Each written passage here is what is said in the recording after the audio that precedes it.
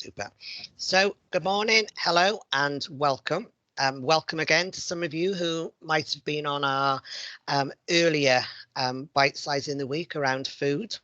My name is Jo Pringle. I'm one of the HAF advisors, and my role today is to introduce and to chair the event. We're delighted that you've joined us for what I hope is going to be an interactive webinar. Today, Childcare Works HAF team comes together with Council for Disabled Children and a number of local authority and SEND provider representatives to focus on HAF delivery for children and young people with additional needs and disabilities.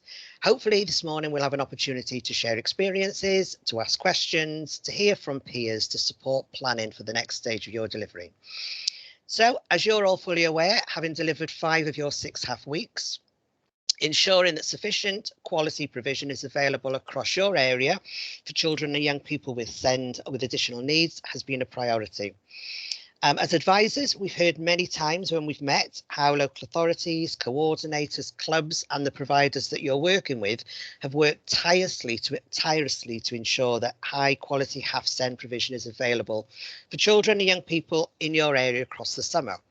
But there's still work to be done. You could tell us there's still things that can be improved and can be done.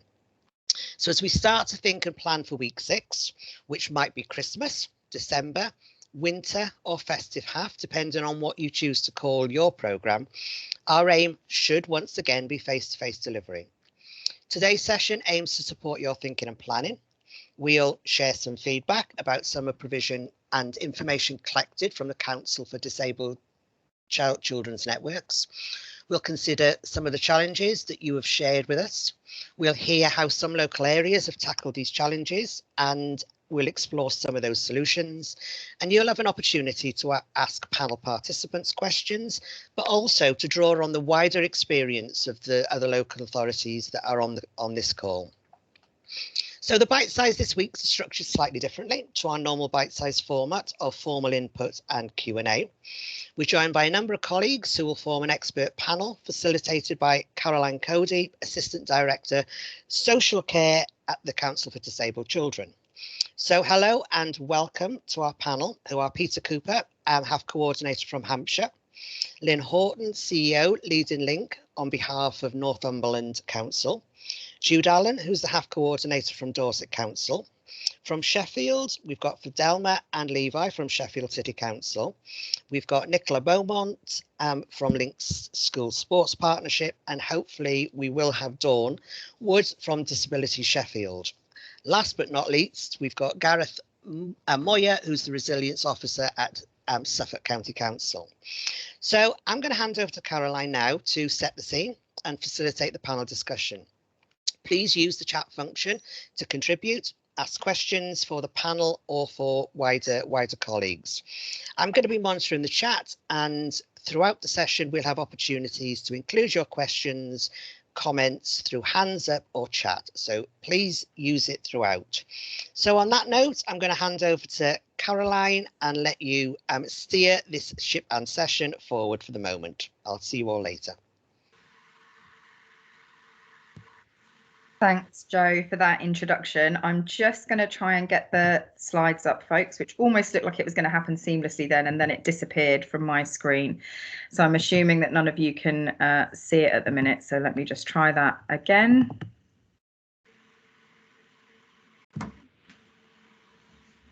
Okay, I think that should be loading up now.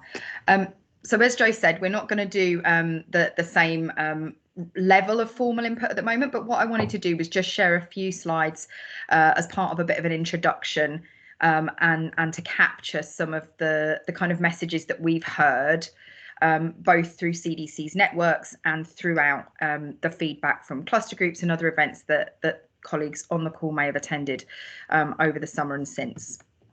So in addition to kind of the survey and the work that HAF have done through those sessions, what CDC have also done is reach out to a series of kind of online short breaks communities of practice that we run across the country. So we've got a short breaks community of practice, which includes short breaks teams and short breaks providers across local areas.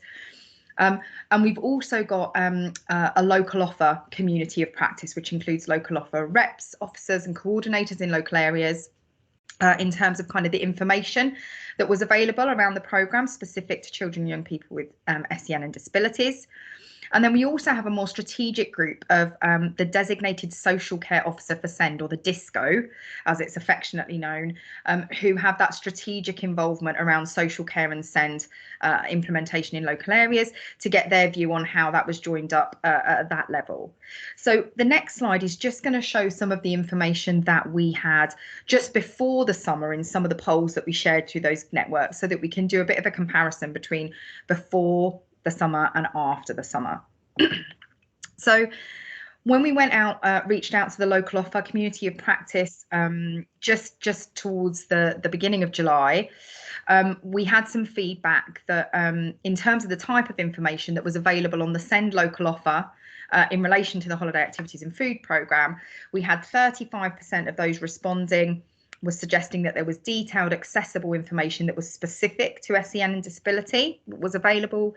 29% had confirmed that the general information about the HAF programme was available on the SEND local offer, and 36% had said that there was limited or no information available through those channels that families of children and young people with SEND often use. And then in terms of the kind of more strategic level, we'd asked about how much they knew and how well involved they were with the development of the programme and thinking about what it means for children and young people with SEN and disabilities in local areas. And we had 44% reporting that they were actively involved, so including effective support for short break providers. 12% had heard of the HAF programme, but the providers felt the providers were not currently supporting children with SEN and disabilities. And 34% had reflected that they weren't currently involved in that work and that hadn't been joined up locally. So in an effort to explore how things had gone over the summer and what those communities of practice networks felt had gone well and what had been challenging, we set up a question, just a short poll through those networks, just asking how well did your local HAF provision support the needs of disabled children and young people and families? And we broke this down into some definitions of what we meant by very well, quite well, not very well, and not at all. So this ranges from having, SEND specific information available through those channels, effective support for providers to enable them to support children with SEND effectively, and that children, disabled children and those with SEND were able to access activities, hot or cold meals for the full 4 hours, 4 days, 4 weeks. Quite well meant that some of those supports were in place and were happening, and that children were able to attend some of those activities or engage with partial support. And then not very well, limited kind of access, and not at all, no access. So in terms of the feedback in relation to that question, the designated social care officer role reflected about 45% of them responding that actually that had happened very well. An additional 9% saying it happened quite well, but also quite a high proportion saying that it hadn't worked very well. And similarly for the short breaks community of practice, we had just under 35% reporting that it had gone very well, 21% reporting that it had gone quite well, but then a similar kind of fairly significant proportion of about 42% reflecting that it had not happened at all or not very well. But actually, if we think back to those kind of figures that we just talked about from pre-summer, in terms of the percentage of respondents who had said that they felt there was really good information that was tailored to the needs of disabled children and young people out there through the channels that families see, and that they were kind of well connected and joined up at that strategic level in terms of thinking about how the programme needed to be delivered, actually the numbers are quite similar, and we can see roughly 35 to 45% perceiving really good information and really good join up, and then that being reflected in the kind of effectiveness of how the delivery's gone. So thinking about some of those things early, and some of the conversations that we'll have today will be about sharing some of the practice that happened that made that work well. Cool. So I just wanted to share a little bit in terms of kind of SEN and disability specific information and where that can be shared. So I've just pulled out one example from the Portsmouth SEND local offer here, and the link to the local offer page there you can go and explore yourselves is here.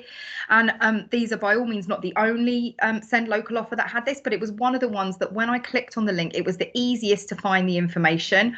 I could type in HAF, I could type in holiday activity, I could type in food, and this was the first thing that came up on the Send local offer for any of those kind of search terms.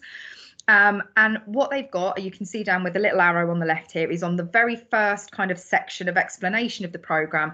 There's a really clear statement that they've been working closely with activity providers. They are as inclusive and accessible as possible, and they have Send specific activities on offer. So making it really clear for families, for children and young people, that this is a programme that is about them being able to access it and support their needs. And then similarly, they've got a frequently asked questions section at the bottom of the same page, and the top 2 questions are focused on special educational needs and things to do to be practical and support families if they're not sure that their children are able to attend. So the first question that they answer is, how does the HAF programme support children with special educational needs? And that's really just an expansion of this sentence that they've got in this front page. But then they go on to answer the second question, which they've got here, which is, my child has one-to-one support, can they still go to HAF activities? And within that, they've got a really kind of robust programme of different options that are flexible and adaptable to the needs of different families. So they talk about perhaps where you might already have a personal assistant or one-to-one support for a child, how they can be kind of flexible and enable that one-to-one supporter that child is already engaged with to support them at the setting. They also talk about where a child might have a one-to-one support outside, if they don't normally, have a one-to-one support outside of school, but maybe have one in school, exploring what the options are if you feel that they would need one to attend an activity. So this is about thinking about some of the providers that might be able to provide that within their own settings, exploring other options. So working with the voluntary and community sector around volunteers who are skilled and on standby, ready to support in some of those situations. But I just wanted to share this as quite a kind of a robust set of information that is quite tailored about the HAF programme, but to the needs of the families of children with SEND. So in terms of some of the shared challenges, we've heard lots of feedback both across CDC's network, but also across the HAF programme more generally, and the feedback from there. So a number of different areas. So we've got specialist SEN and disability support.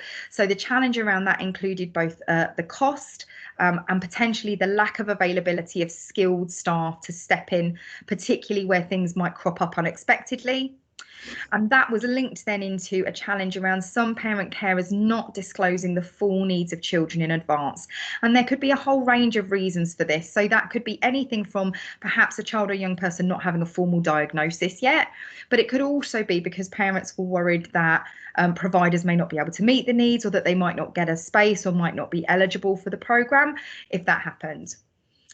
Some ongoing challenges inevitably around resourcing and funding. So that included transport for families to be able to access sessions, as well as bespoke kind of support. And then also some of the delivery around working with children with particular needs. So that included sometimes children who felt they were, or families who were unable to engage for the full 4 hours of support and might only wanted to attend for partial sessions, but also thinking about some of the specific needs related to food for some of the groups of children and young people we're talking about. So that could be sensory needs relating to particular types of food. For autistic children and young people, maybe thinking about the colours of food or the way that food is served, and that proving a challenge. But also thinking about actually for some of the children with more complex health needs, where they have a specialist diet or a specialist feeding approach, and actually what that's meant for services to be able to adapt. And some of the examples that we might start to explore later on will hopefully touch on that. But some of the things we've talked about recently are things like, for example, is there an opportunity to use food vouchers for families who are keen for their children to bring their own specialist diet with them, and things like that, to sort of be a bit flexible and a bit creative around some of those approaches. We've then got this idea around late requests from providers to provide SEND specialist staff, and the challenge of bringing that in at the last minute to ensure that children and young people with additional needs aren't excluded. And this is kind of linked into some of this challenge around parents not feeling confident to disclose the full needs of children, but also perhaps to the challenge that sometimes children will have different needs and different behavioural experiences and things like that in different settings. So actually, if they're coming to a new activity for the first time, what they need may not be totally apparent until they're there and in the setting and things are happening. And then also that engagement and that approach to building trust with parents and carers, so that if children are coming to a new setting, they're confident in the staff, they're confident to leave their children, and they're confident to go and actually have the benefit of that break as well at the same time. So we're going to start now by exploring some of these different challenges. And as Jo explained, we're going to do that through a kind of a conversational approach. So what I'm actually going to do is stop sharing the slides now, and then I'm going to talk through a series of questions and invite in colleagues from the panel to talk a little bit about their experiences of delivery over the summer. So I'm going to stop presenting and then we'll start to have a bit more of a conversation around this.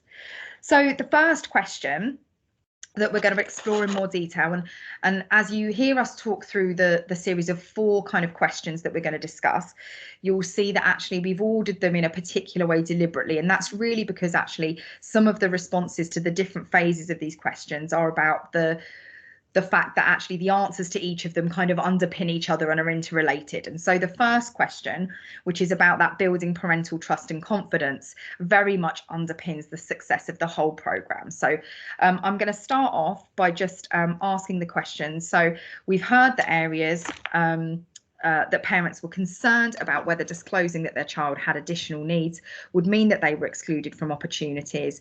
So we're going to ask the panel, how did you overcome this and work with parents to build trust? So to start off with, could I invite Jude in to just talk a little bit about how Dorset approached this? Yeah, sure. So as I said, I'm the HAF coordinator for Dorset, but actually in my previous life, I'm only on secondment, but in my previous life, I worked as cultural development officer, and we actually delivered 2 short breaks funded programs, and that put me in a really, really good position in terms of working with both the Dorset Parent Care Forum, but also having a great insight in terms of what parents want, to be reassured that the provision that we have on offer is actually for them, which is one of the key things. So one of the things we did was we worked with providers really early on, and it was right at the very sort of development stage of their programs. And we ran a training session which was really based on the sort of social model of disability. So it was looking at, the physical space. So for any mobile providers out there, we were encouraging them to do the risk assessments, but also look for things like, is the space, are the welfare facilities at these venues, appropriate? Are they good? Is the venue you're using in a sort of gated area, or is it away from a main road? All of these things that potentially, if you do have a runner within your setting, that you've got that safeguarding in place. But also, just little things like, do you have a quiet space? So if one of the children, if they are having a bit of a meltdown, if they're not having a good time, can you take them away to a quiet space where they can sort of, reset themselves and then hopefully get them back into the main activity again? So that was one of the things we looked at. We also looked at attitude. And I think at the beginning, a lot of the providers going, oh, well, we're not specialist provision, we don't have to do that. And it was really sort of challenging that and saying, actually, if you're a provider and there's eligible children that are on free school meals, but they do have a disability, actually, they should be accessing your provision. So it's really sort of talking to them about how they can change, how can they adapt, how can they sort of differentiate their activities to make sure that everybody is included and able to reach their true sort of potential as part of that scheme.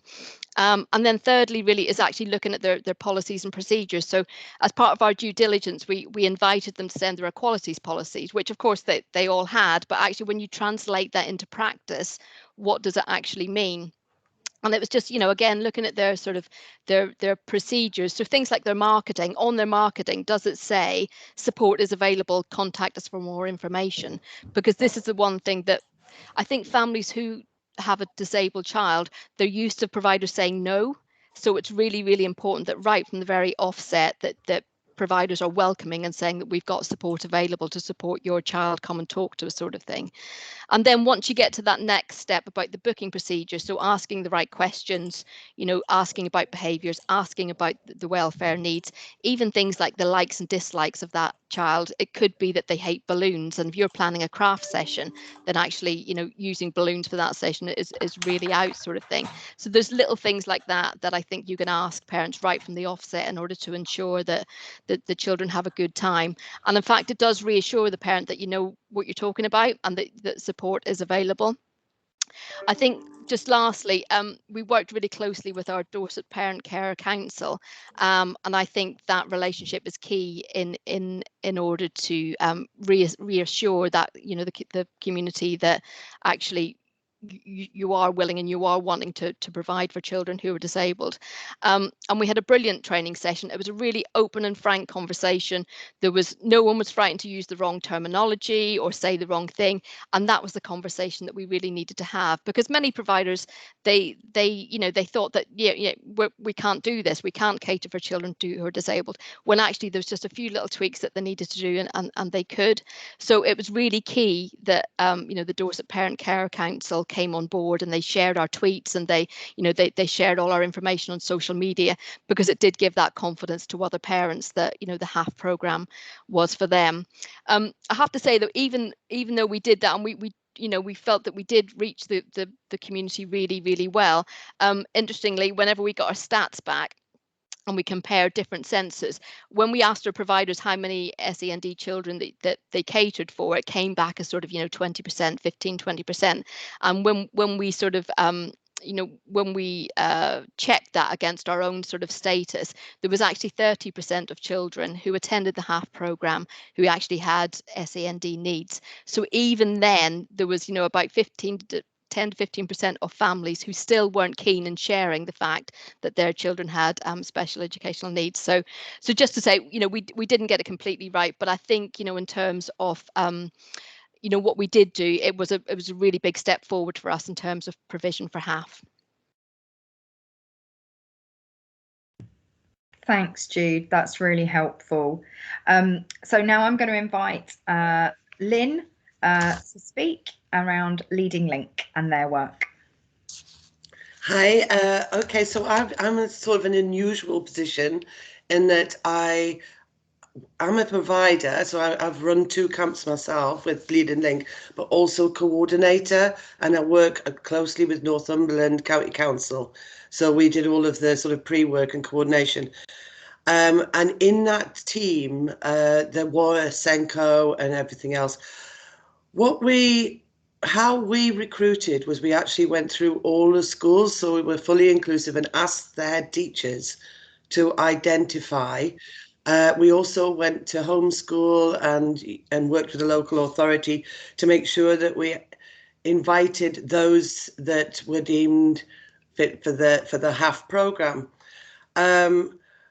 Once we've got those in, what we found was, as some of the parents didn't want to reveal totally. Maybe it's because they were shy, whatever. But what we found was that we started where the relationships were with that family. So we worked with teachers, head teachers, the family support workers, etc. Just had chats, coffee beforehand, just to try and get as much information as possible, but informally.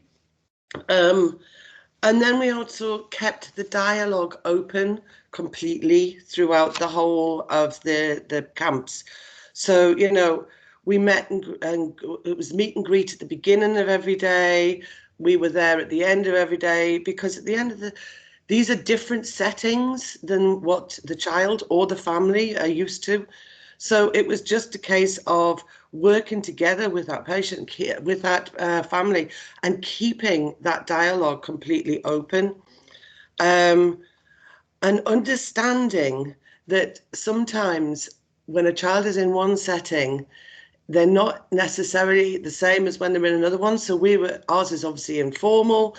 So it's trying to adapt to that every day. This is why the dialogue needs to keep open, and one size doesn't fit all, as we all know. We had one child who who didn't like eating and in front of people, and we got that, and we spoke to the parent, and she said, oh, he's fine with me, but he won't eat with anyone else. So actually what we did is we just asked that parent to come in, and she was absolutely brilliant. She came in and helped dish the food out for everyone. And we had that conversation that continued to go. And the child, the son, just sat there next to him and ate happily without realizing that there was anything else going on. And the other side of it, I think, is to keep in your mind that the parent may have special needs as well. So we had one who had a lot of anxiety. She was agoraphobic. And what happened was she was actually worse probably than the child, in the fact that if we went out for a trip, she was the one that was having that huge anxiety. So all I was doing was having that dialogue during the day of taking photographs of the child happy and just sending them across with the assurance that if she needed that child to come back because of her anxieties, I would do that. And that was a promise. She never asked me to in the whole 4 weeks. So that's basically the way I approached it, and the way Northumberland County Council approached. And also, just to say that we all knew, all the providers did have that direct link for questions continually throughout the whole of the summer. Brilliant, thank you, Lynn. And now I'm just going to hand over to Dawn from Disability Sheffield and Link School Sports Partnership. Hi everyone. Yeah, so in answer to the question about parents were concerned about disclosing that their additional needs would mean they were excluded from opportunities, how did we work with parents to build trust? So I work for Link School Sports Partnership, and we work with all the specialist schools in Sheffield. I also work for Sheffield City Trust as their disability officer, and I work in a lot of the sports with the sports providers in Sheffield. So over the years, I've got to know many of the parents and the children, and trust has built up over that period of time. One child arrived at the camp, and his parent didn't tell us that he had profound and multiple learning disability. He had a severe learning disability and other complex needs that significantly affected his ability to communicate, understand movement, and be independent. But luckily, we had a very experienced member of staff who could deal with the situation and who worked for all the 4 days one-to-one with the boy. And it was very successful in the end, although at first, we did have to think outside the box and wonder how we were going to manage his needs. But we did manage to do that in the end. Some of the children had agoraphobia and high anxiety, which had worsened through lockdown. And some parents were concerned that their children didn't have the stamina to last the full day. But by the second day, all these worries were alleviated, and the children and young people just joined in everything. So, yeah, we had a very positive experience with our HAF. Is there anything else, Nicola, to add to that? All I would probably just add to that, like Dawn said, she built up the trust. She knows a lot of these parents anyway. For the ones that we didn't know, it was just having those on, like the lady said before, those honest conversations when the children were brought along, checking it to what had been put on iPal, and just having that conversation of what does your child need, and is there anything specific we need to know? And like you said, it's just keeping those conversations going and reassuring at the end of the day, and giving feedback to parents of how their child or young adults got on during the day. Yeah, most of the queries and concerns that we had were around toileting, weren't they, Nicola? Yeah. We had an awful lot of parents that were worried about toileting and how we would cater for the needs of the children. But that wasn't an issue. We actually had a lot of staff So that's how we dealt with everything, really. We had more staff than possibly we needed, but at the end of the day, everybody was useful. So Super. Thank you, Nick. Thank you, Dawn. Levi, I can see you've got your hand up. Did you want to come in there? Yeah, I was going to, but Dawn said it right at the end there. I think she sold herself short by using the term luckily. It certainly wasn't luck that made that decision. They had the foresight to have extra staff. You know, we weren't working to ratios, we were working far beyond ratios, so that when those moments occurred, there were staff. Nicola used the term floaters. They had floaters because if they needed those staff, they were there to be called on. If they didn't need those staff, they were there just to be part of the event and make people feel comfortable. So yeah, certainly not luck, but working beyond those ratios with these particular groups was massively vital to a successful event for us. Super. Thank you, Levi. Just looking at some of the things in the chat here before I hand back to you, Caroline, that Alison has made a comment that they had a particular situation where a parent didn't disclose on the first day of mainstream provision, but they were able to work in a slightly different way with a nanny who provided the funded place. Took quite a lot of time, but actually allowed a positive outcome. Some reference from local authorities around a number of providers who were surprised with the needs of some of the children attending. Even some of those who've been professionally referred with full disclosure of needs varied as they went through. Deo commenting that they had, this was an issue for them. They had parents who didn't disclose. So they're revisiting their booking arrangements to make sure that they are asking the right questions. And Helen just reiterating that, saying that they're changing the wording in our comms and on the booking system to ask wider questions, to gather that information, to get that information before programs start and as part of registration. And some comments around staffing and resource, but I'm sure we'll come on to those. Just skimming down. Some other comments about staffing, but I'll leave those at the moment and we can go back to those as we go through, Caroline. So I'll hand back to you. Thanks, Jo. And thank you to all of you. That was really helpful. And I think as you rightly point out, Jo, we've probably drifted slightly into some really relevant feedback from Sheffield there for the next question. And I'm sure that other colleagues who are going to come in on this one will pick up on some of those as well. So the next question that we're going to be thinking about is that the challenge that providing SEND specialist support could be more difficult, either due to higher costs and the need for those staff to have quite specialist skills in some circumstances. So the question is, how did you then work with providers in your local area to ensure that children and young people were able to access HAF provision that could meet their needs? So if I can just invite Jude in again on this one, just to give us a bit of an update from Dorset. Yeah, sure. So just a few examples of things that we did really in order to try and combat that issue. When we first started out, we actually ring-fenced some of our HAF budget so that providers could apply for additional funding for specialist help. Because at the very beginning, we sort of said, that the ballpoint figure for HAF is £20-25 per child, and there's simply no way that you can run an inclusive programme on that sort of figure. So we kept that figure for sort of mainstream, but actually in addition to that, they could apply for extra funding for staffing.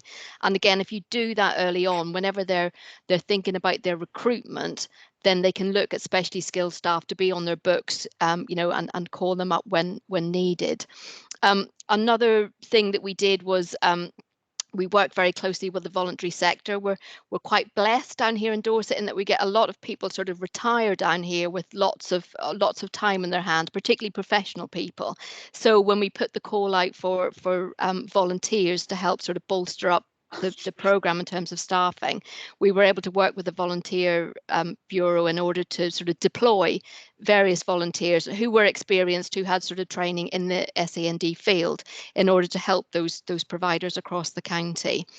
And I think just thirdly, again, it's you've got to do this at the early stages, but it's working with providers that whenever they're recruiting staff, that actually as part of that person spec, they're asking for SEND experience or training, and it almost needs to become one of the essential criteria rather than desirable. So your staff team, you've got a really good sort of equipped staff team that you're deploying out there in order to satisfy the needs of these children. And of course, just that CPD stuff. So encouraging staff to run training programs for their staff, so that the staff who are out there on the field do actually feel equipped to work with any sort of eventuality. And and again, it's a complete learning process, and we have learned so much over the summer, because you can't cater for all eventualities really, but I think it's a good sort of starting point. If you've got that basis, then you can build from that. Thanks. Brilliant, thanks Jude. And Peter from Hampshire. Yes, good morning. I think my response to this is a little bit contextual about the times we were in, and I kind of recognised at the time in the COVID context that perhaps what would be best practice going forward was not possible to always achieve at the time. So how do we do this another way? We recognise that relying on specialist support was potentially adding extra links into a chain that could break, and ultimately we were perhaps lessening the opportunity for children to attend if we weren't careful. So something about that. One of my first steps was always to is about accountability. I always went back to providers' grant application forms and just reviewed what they said about their own attitudes, ability, and their readiness re-inclusion, because often they would speak highly of themselves at that stage, but when it came to inclusion on the day, they would say, oh, we're not equipped or ready to do this. So I then took a coaching stance to actually say, well, I think you do have these skills, and you probably have staff who have these skills, attitudes, these character to include these children really well. So shall we together identify who those people are and work with your existing resource? And if we can get some additional resource, all the better. So a lot of support, a lot of actually making sure providers went to the family and went to the child to understand the child's needs, and to also remember that they're not in the educational context. So a lot of the information that was coming to them was about support needed to get a child in to comply in the educational world, which isn't the world they were offering at the time. So so what is the actual support needs in this situation? Adaptions of activities was really important to make sure they were viewing things through that lens as well, so that their activities were accessible to the children. But most importantly was checking in with our providers at the end of the day, calling them up. What was the successes, the challenges, and how do we build their confidence to provide for the next day? And ultimately, we were the kind of conduit to make sure providers did get specialist help. So we have really good examples of children, gastro-fed children, children with epilepsy who we needed to get specialists in to train staff so that they knew about risk assessment and care plans and what to do. That's great. Thank you, Peter. And Lynn? Hi, I suppose one of the lucky things we've got a young leaders program. So going back to what somebody said about being over the ratio, we've got actually a robust young leaders program that actually comes with training. And in that, after our first year, because we've done it for 4 years, the first year, some of the participants did have special needs that we weren't equipped for. And as everybody said, it's learning all the way. So we've actually put in sort of a graduated learning framework for our young leaders to have light touch training as well. So they have an understanding, which is really good because they're growing as well as everyone else. So that's one of the things we've done. And as for ratio, we've got enormously high ratio because we've got a lot of young leaders. We actually put 3 young leaders around 10 children in the model that we like to run. So it's having that sort of like awareness and that availability to have that one-to-one and that space for young people, children who maybe have sensory issues or something. So when we have a drumming session, we had these headphones, these headphones, what I can't remember what you call them.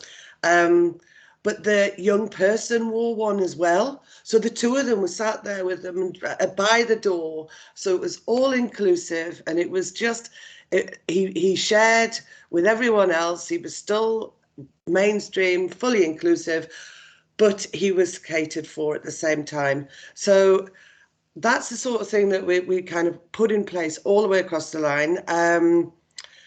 We've also, I suppose, got that thing about we're learning all the time. So we have briefings at the beginning of the day, evaluations at the end of the day, because things just keep popping up all the time.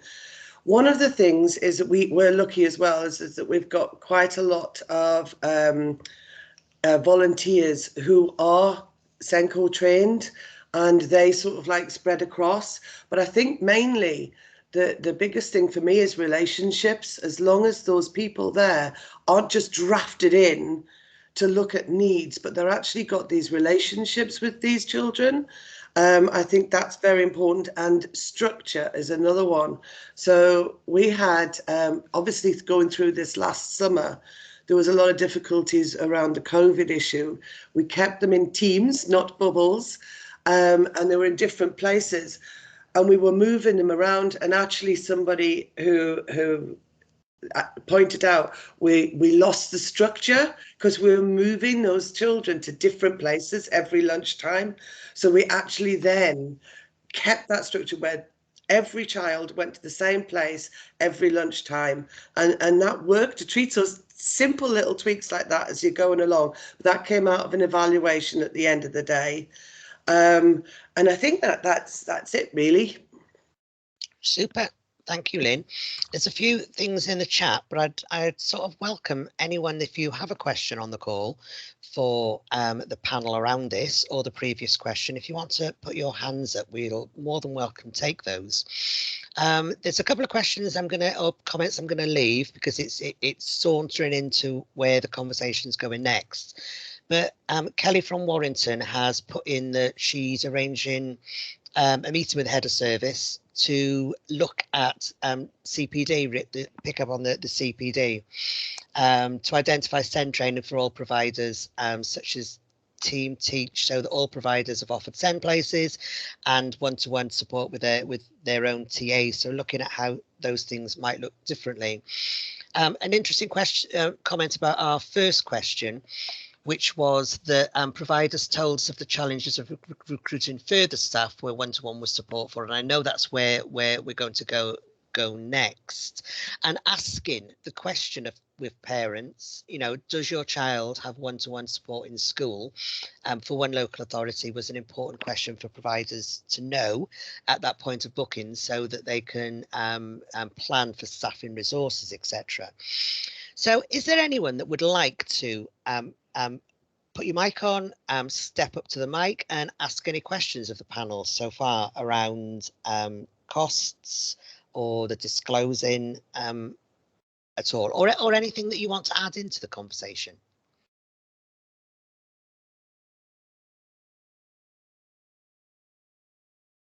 Okay, Shakila, do come forward. And apologies if I've got that wrong, because I know sometimes the names appear the wrong way round. Hi there. Yeah, I'm good. I don't want to pull my screen up because that's no problem. Absolutely fine. Yes, we're very fortunate. Levi and Fidelma, I work at Voluntary Action Sheffield, and we and like Jude mentioned earlier, that there is a role for the voluntary community sector, because we're kind of working with the grassroots organisations, and we're working in really good partnership. And we have done some really good work, and Levi's obviously just mentioned some of the things we've been doing. It's really important that obviously if HAF continues, that it's even better and we are even more inclusive. And I've had the opportunity to go out and talk to some SEND parents, and they've given some fantastic feedback. Well, not fantastic in the sense that, you know, some of the things that didn't go well, but hopefully taking away some of that learning, not just from the providers' feedback, but actually the parents, which is really important, because they know all the things, they know all the problems, they know the issues, and they have a lot of the answers as well. So we're looking it was only yesterday I was talking to our chief exec, and she was saying that, you know, it would be really nice to get the providers to come and participate in the training. So I'll be coming back to obviously Levi and Fidelma and looking at all our SEND resources and how we can put on some bespoke training for the providers, because some of the providers really do need help, and taking on a lot of the things that I'm hearing here today as well. Getting some really good ideas. So I think that we can all do better, but we really have to put that effort into it and have that commitment, and perhaps have some kind of, you know, as well as mainstream have some kind of SEND HAF to run alongside it, so that people can go there automatically and not feel like, oh, I'm not going to have that service provided. So it's there, it's in your face, and hopefully, you know, take it forward. And thank you, these sessions are really good, been coming to them. So yeah, well done to you guys, providers, whoever's putting it together. Thank you. Thank you very much. I'll hand back to Caroline now. Thanks, Jay. Thanks, everyone. So the next question is building on some of that, and we may have touched on some of these challenges already, but hopefully we can have a little bit more detail now. But this is about really thinking about how to respond to those late requests when they happen for support. So when an urgent or last minute request happened, what did you do to effectively ensure that children and young people with SEND were able to participate? So I'm going to invite Dawn and Nicola in to just have a first kind of response to that question.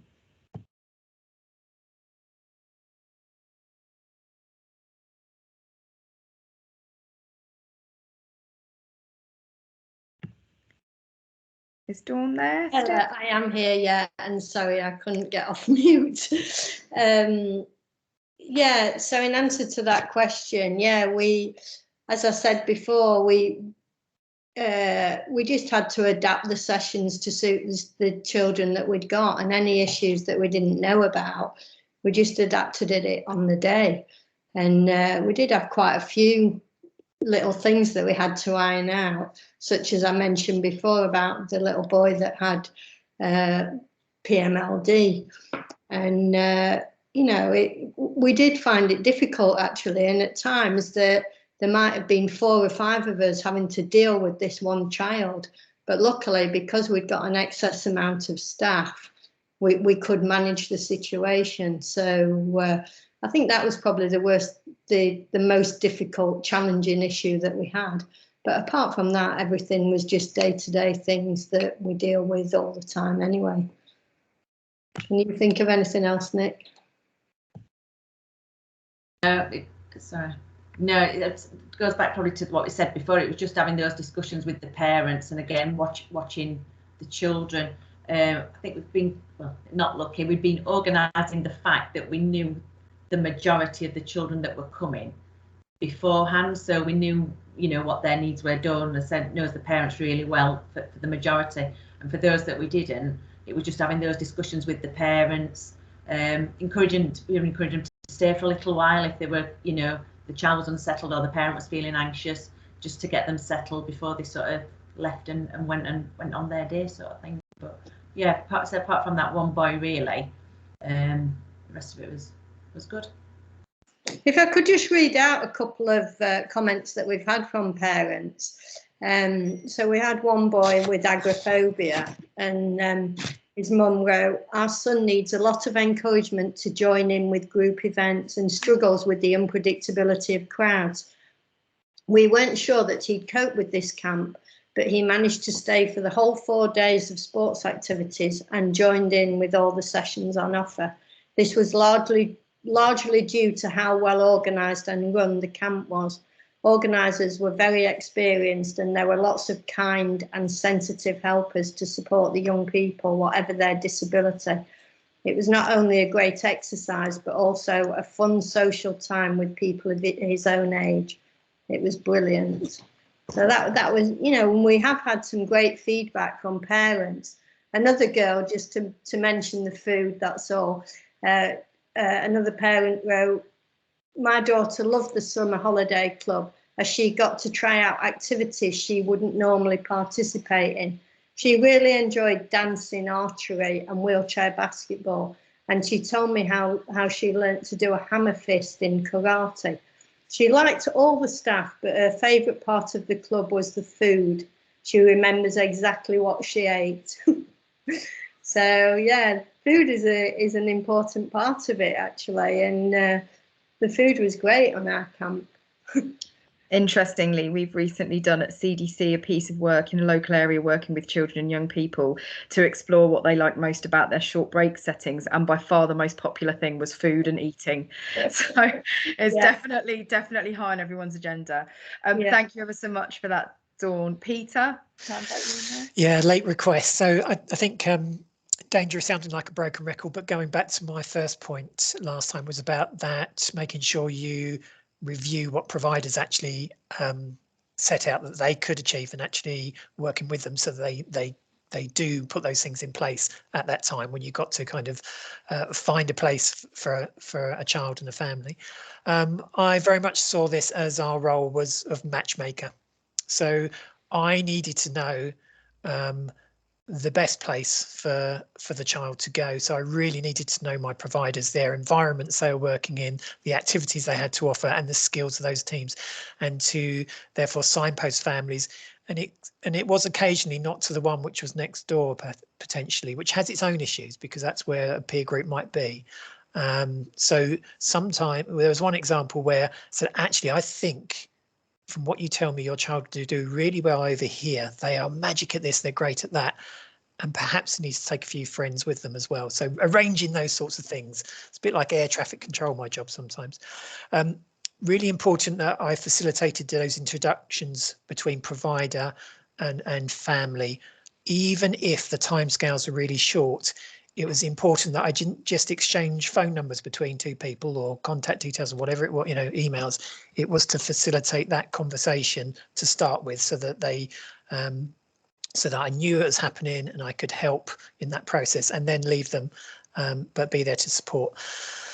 Ultimately, I think one of our challenges with this question about late minute referrals is actually making sure the experience is child focused, and the danger what we can do is to shoehorn a child into the wrong environment and set them up to fail rather than succeed.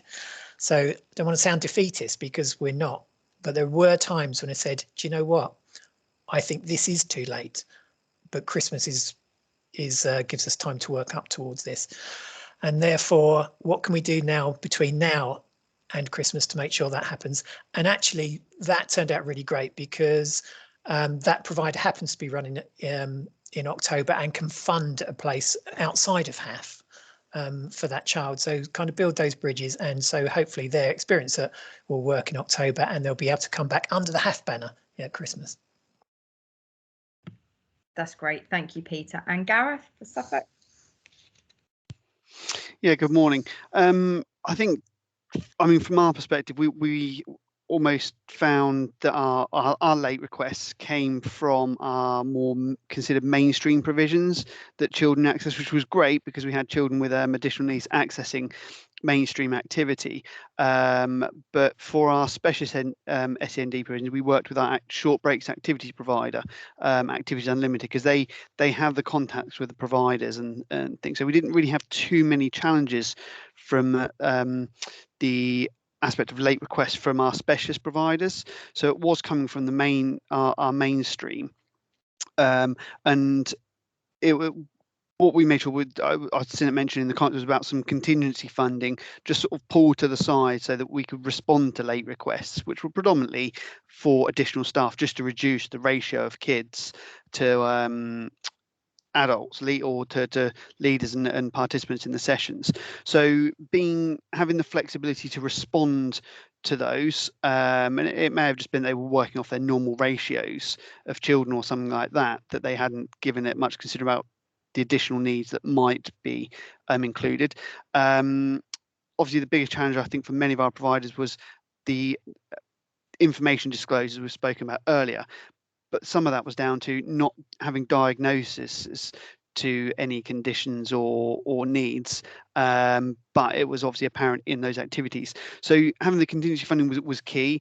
Having channels of communication open between ourselves and providers whilst they were delivering and able to respond quickly in terms of just being able to agree the additional funding, particularly putting them in touch with our short breaks provider so that they could get any, if they had particularly have specialist questions or advice that they were looking for, we could connect them with them. So I think it was our ability to respond was probably the key thing in how we could do that, and knowing our providers was obviously good in the first instance, not just beyond the application. So as Peter's obviously mentioned, what providers said they could deliver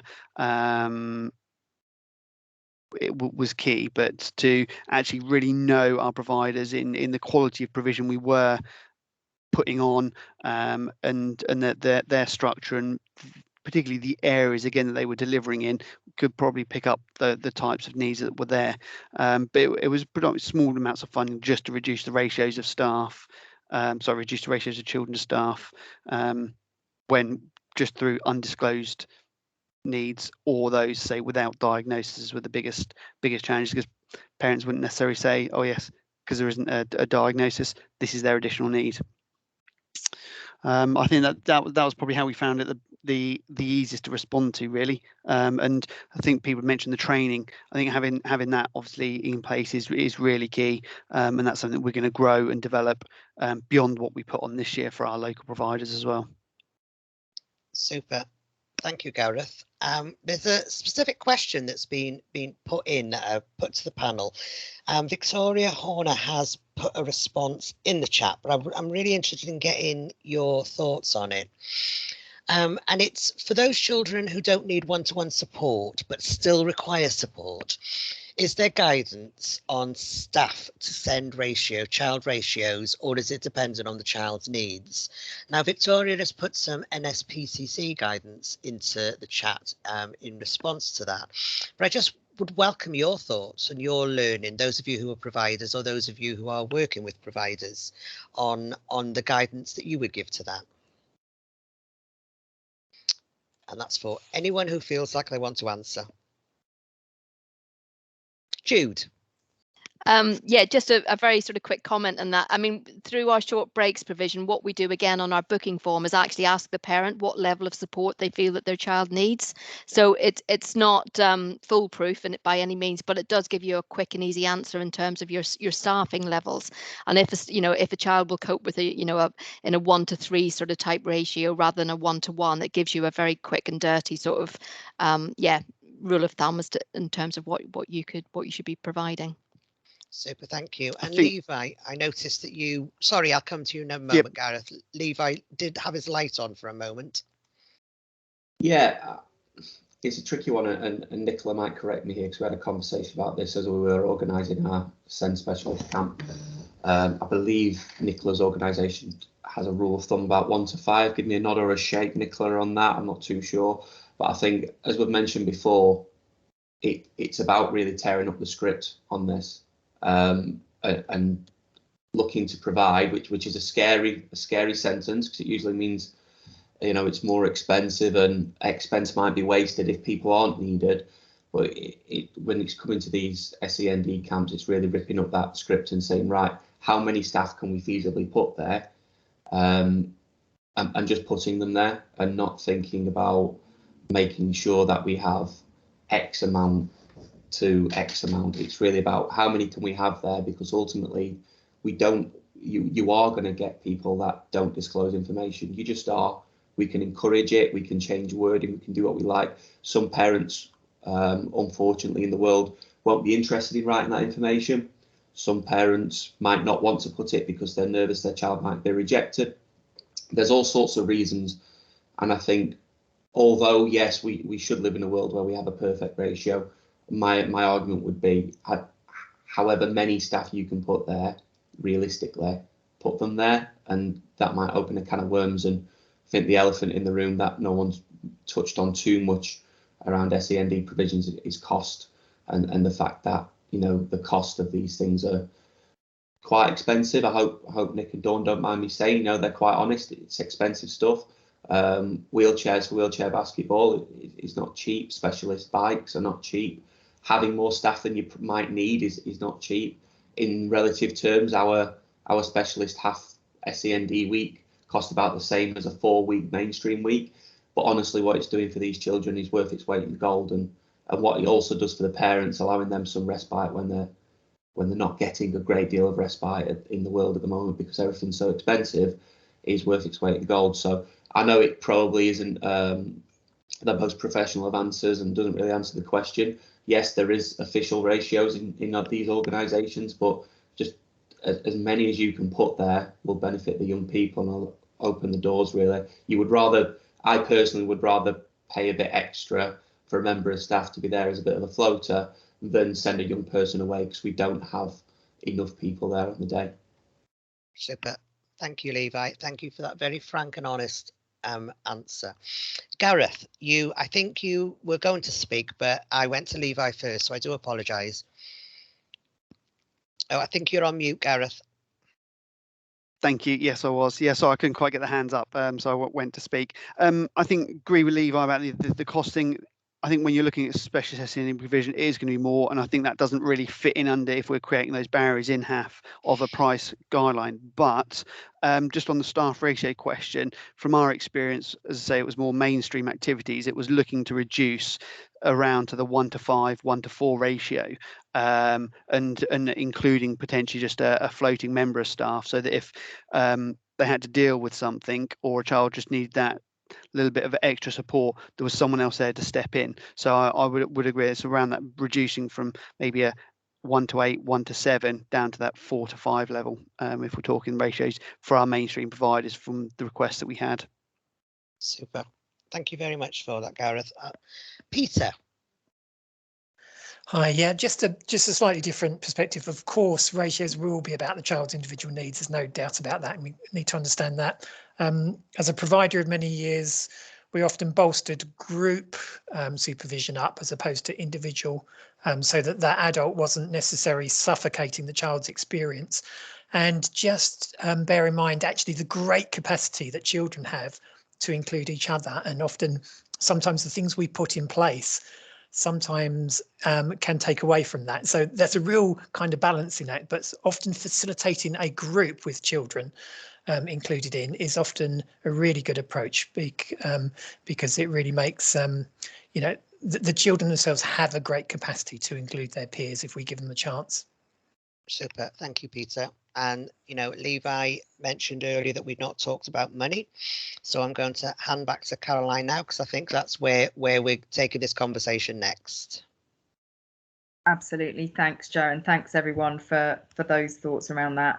So the next question, absolutely, as Levi rightly picked up on, we hadn't quite got to this yet, but is inevitably one of the things that also underpins the kind of level and quality of provision that we're able to support with. And this was not just specifically around kind of staffing or the provision directly itself, but also around things like transport and children and young people being able to actually get to and access provision in the first place.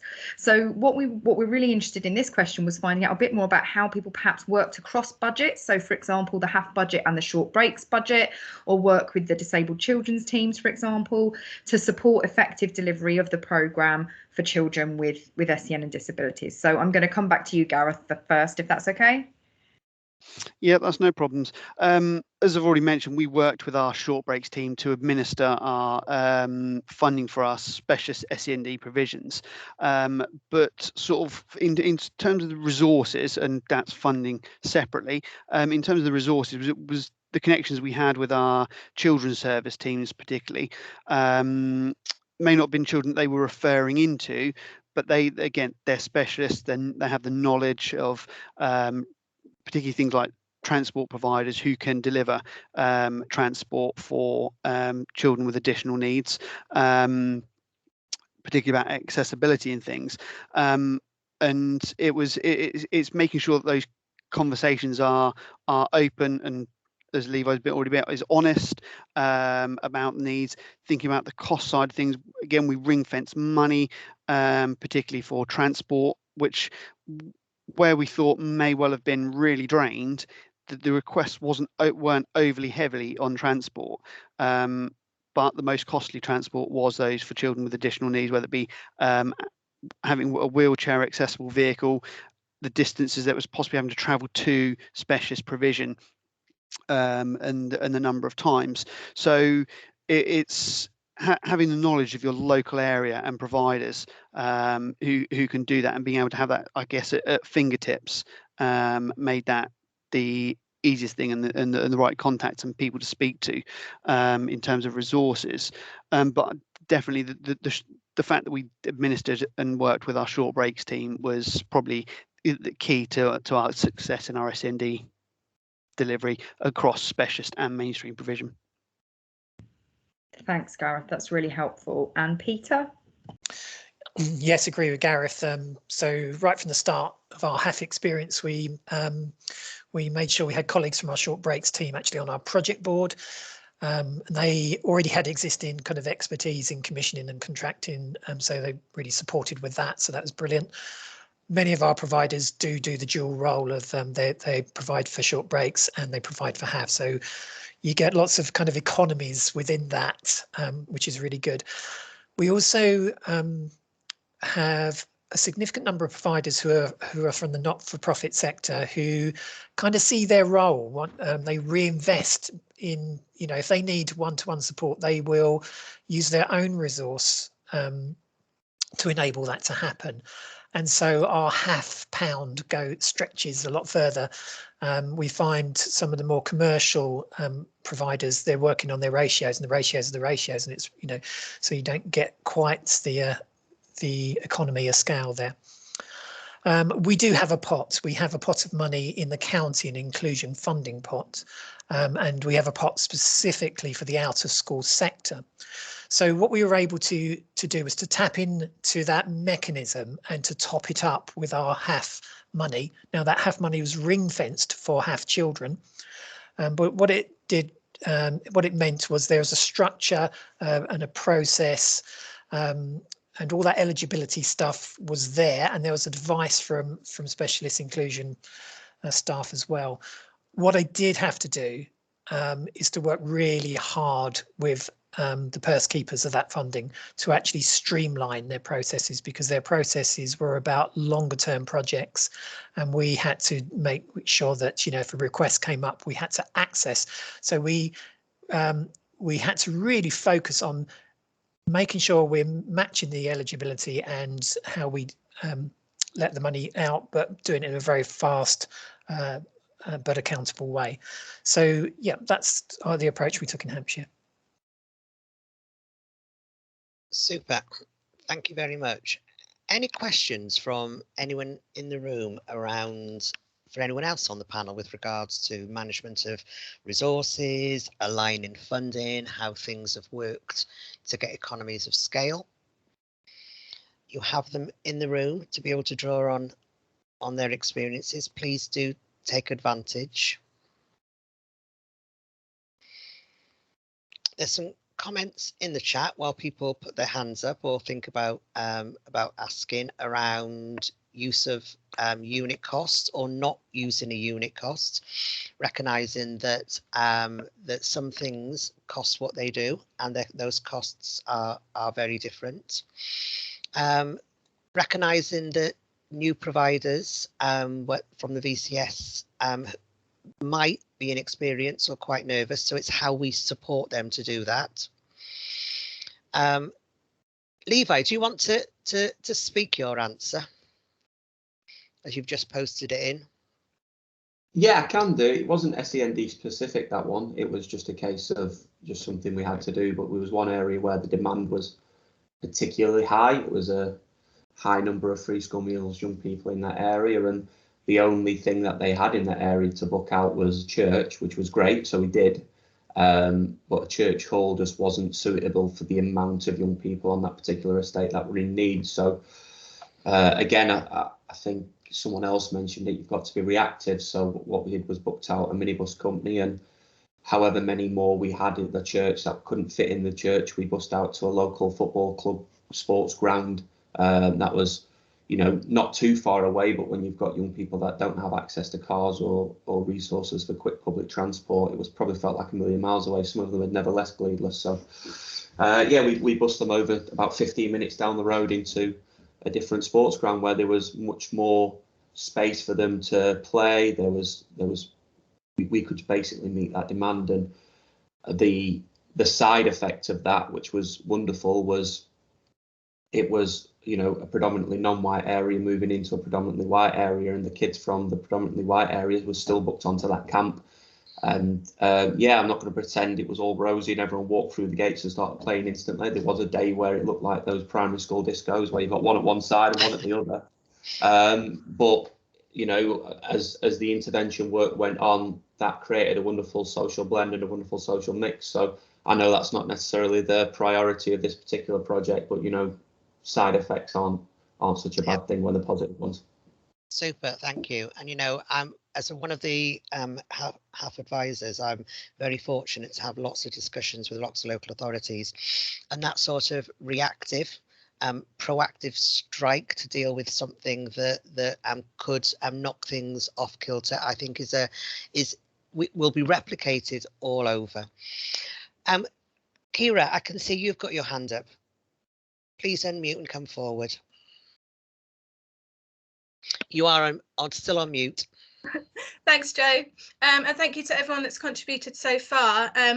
It was lovely to be used as an example at Portsmouth at the beginning with our local offer page, but there's still lots more that we can take on from those that are more established in terms of SEND being part of their sort of steering groups, and just linking in more with short breaks directly, because we're very fortunate we've got Enable Ability, who are sort of our go-to SEND specific, but we're now in a position where they don't open during Christmas, so actually we need to expand who else we can rely on. But we have also been very lucky with most of our providers being very comfortable with supporting SEND as well, and actually the director of Enable Ability is going to put on a HAF specific workshop for us between now and Christmas. That's her way of saying sorry, I'm not available, but also imparting her expertise, hopefully, and I'm meeting with her tomorrow so that we can hopefully tap into some of her contacts. Even though Enable Ability aren't running, a lot of her workers they may be interested in doing, even if it's one day here or there, so that we can link them into the programme. So hopefully that will make Christmas look a bit more promising than it does at the moment for our SEND provision. I was just wondering if anyone found one of the things with YMCA, I shouldn't really name them, is I found that they weren't really in touch with where the behaviours of the children are generally at the moment. I think for providers that don't work within schools or work all year round are potentially a bit out of touch with children's behaviours and needs at the moment. I think there's been a knock-on effect from the pandemic, etc. So I did find that sometimes they were too easy to say, oh, they've got an additional need and this is too much for us to handle, when it was potentially more of a regular behaviour, if that makes sense. So I think there's some differentiation to be made between those that maybe have difficult behaviours as opposed to additional need. And I was just wondering if that's something anyone sort of come across, or they've got any advice on how best to guide a provider in that way. Anyone in the room that can support Kira?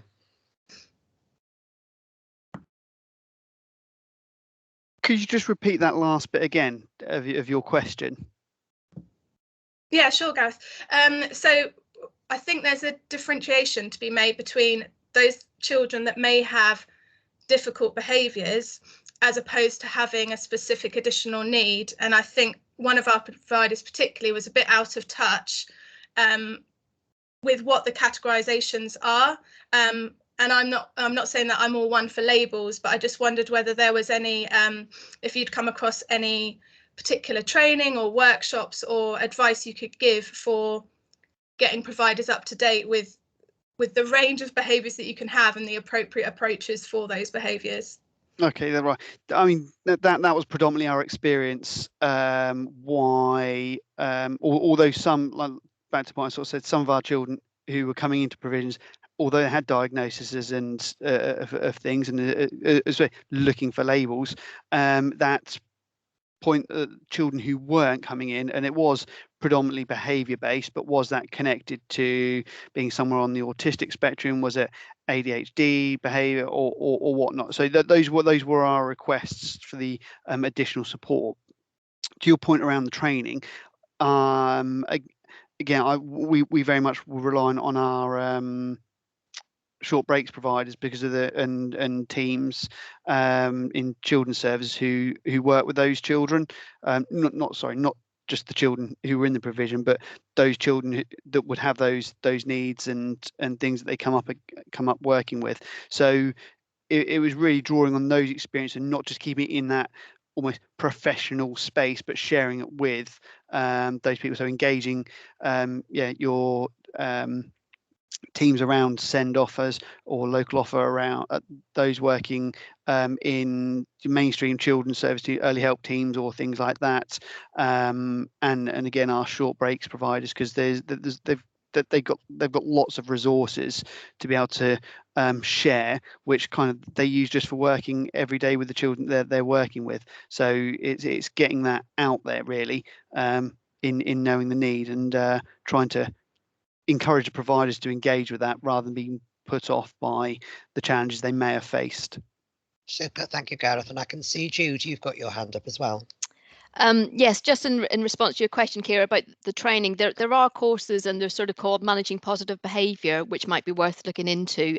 They're generally a 1-day or 2-day course that explores all types of behaviours. But I think also, again, it's that communication with parents, and if it is a child with a disability and they do have behavioural issues linked with that, then the parents may know ways to sort of calm the child down. So it could be taking the child away for 10 minutes to with a fidget toy or a cuddle toy, or it might be sort of exercise outside brings them to a better place, sort of thing. So again, I think it's talking to the parents about what is the best plan of action if a meltdown sort of happens or challenging behavior demonstrates itself.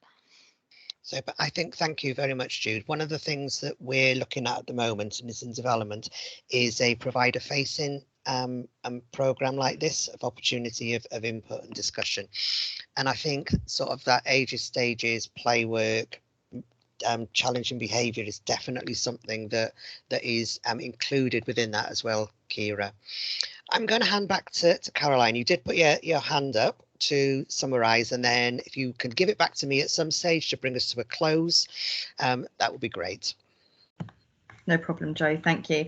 And I think I was just raising my hand there sort of on Kira's point, just to reflect that actually that there is a reality for all the children who are engaging with the programme, that many of them will be living with kind of disadvantage or poverty at some level. And actually that can also create kind of behaviour as a form of communication around some of those things, and actually providers having an understanding of behaviour in the context of communication, particularly for younger children and particularly for children with additional needs, I think is one of the key things around that. So thinking about even not necessarily going as far into the kind of behaviour that challenges training and things like that, but even just into kind of de-escalation and distraction and play training that Joe was sort of talking about there, is actually kind of some of the things that we as the Council for Disabled Children would recommend as well in terms of thinking about in that provider training programme.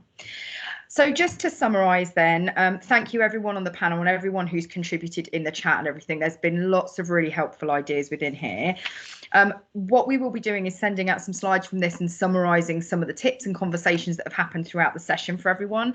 But just to kind of bring that together around the kind of themes that we've talked about. So it's thinking about, in terms of that kind of building trust with parent carers, it's having that SEN and disability specific information available early so that families have time to see it, working with families, putting it on the send local offer, and encouraging providers. As was pointed out there, we've got some providers who might be outside of the HAF programme working with families across the half-term break.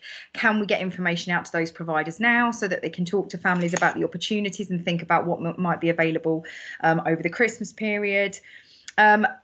thinking about maybe offering, even for some of those families who might be nervous, you know, short visits to settings, or even in some providers we've heard about them doing home visits for families that are particularly anxious ahead of sessions beginning.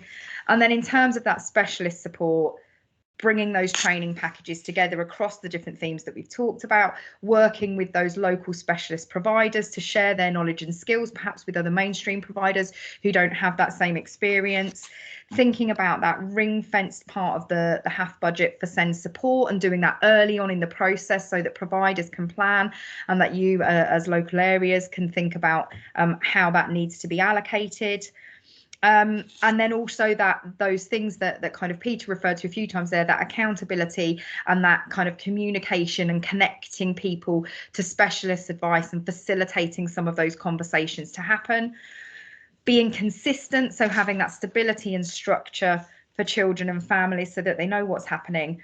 Being flexible and responding to requests, creating links with those wider partners. And then in terms of resources, thinking about, if you haven't already, how you pull in your short breaks colleagues, your colleagues across disabled children's teams, and think about actually where we connect up these opportunities across the different programmes that are available for support. So thank you for your time today, everyone. And I'm going to hand back to Joe now just to wrap up on next steps. Super, thank you. There is one question in the chat from Tim Marion with regards to HAF provision for SEND children older than 16. Now, I'm going out on a limb here, and I am going to go away and double check my understanding. But my understanding is that SEND children who are aged 16 to 18 and free school meal eligible would be considered eligible for HAF. But I am going to go away and double check that and come back to you, Tim, because I don't want to have got that information wrong. Just two things, two observations from me before we close. My background's in a business background, and all the work that we're doing around this is around making sure that product is what we're giving families is right. And I suppose part of this is taking your original messaging back to those 3 M's. Who are our market? What are the messages that we need to send them? And there's been some clear ones here today around, around the learning that you've all done. And then, what are the best methods of actually reaching the market, those parents? And I've written down a statement which is a bit bizarre, but it actually just says proactively planning for having to react and be reactive. Because for me, that's what's come across today. Recognizing that to earmark some budget so that that when you are supporting provision and inclusive provision, that there will be something that you haven't planned for or that provider hasn't planned for. So making sure that there's funding earmarked to be able to utilise that. And I suppose I'm now having to do the nice bits, and that's the thank yous. Thank you for everyone for attending. Thank you to all your panel and for those people who have contributed. The recording will be available on the Knowledge Hub, and you will be able to refer back to it. Colleagues who've not been able to attend will be able to have a look at. I've picked up in the chat that there is interest around maybe a bite size around transport, and I will feed that one back in. Just some things to watch out for. 25th of October, there's a schools bite size. 10th of November, booking systems. 11th of November, older children. 17th of November, meeting wider outcomes. And 18th of November, reaching engagement. All this information will be sent out to you. So watch out for those future sessions. Hopefully you found today interesting. I found it absolutely fascinating, and it's been really, really informative. So thanks to everyone that has contributed, asked questions or put information into the chat, and enjoy the rest of your day, everyone. Thank you very much.